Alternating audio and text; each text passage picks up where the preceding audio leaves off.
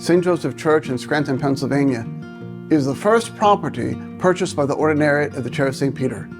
Built in the 1890s, St. Joseph Church is situated in Providence, the neighborhood with the lowest average household income in all of northeastern Pennsylvania. When my family and I moved to Providence, the abandoned school across the street was the site of drug deals, domestic disputes, and drinking parties.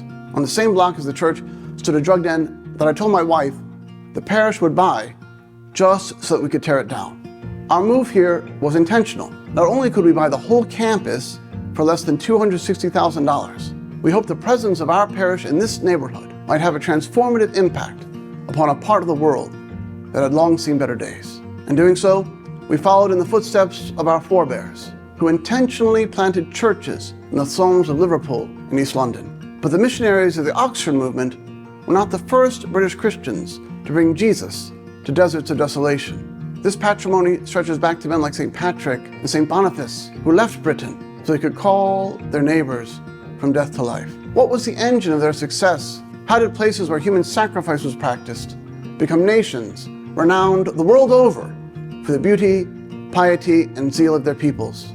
The Holy Eucharist, the celebration of which transforms not just those who receive in Holy Communion the body, blood, soul, and divinity of Jesus Christ. The graces that emanate from the daily offering of the Mass also change the physical environs of every locale in which Catholics faithfully worship. Historically, where the Mass is introduced, the environment improves.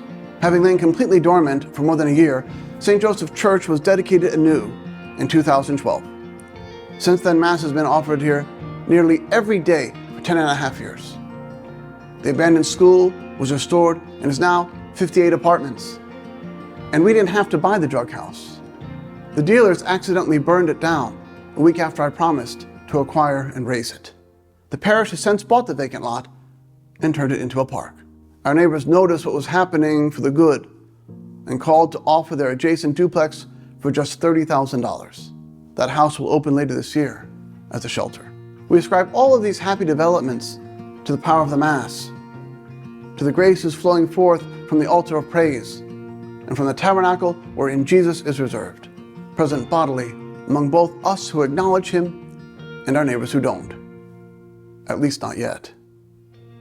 As more and more people are reconciled to Holy Mother Church through the ministrations of our parish, one gets the palpable sense that the restoration of this corner of God's creation is inexorable, so long as the Mass is said and the faithful are fortified by Jesus Himself. We invite you to come to Scranton and see how God provides through the daily celebration of the Holy Mass. We won't be able to show you what it was like here a decade ago, but you will be able to see 10 years from now how much better Providence has become. My name is Father Eric Bergman, pastor of St. Thomas More Ordinariate Parish in Scranton, Pennsylvania, and this is Eucharistic Revival in the Ordinariate.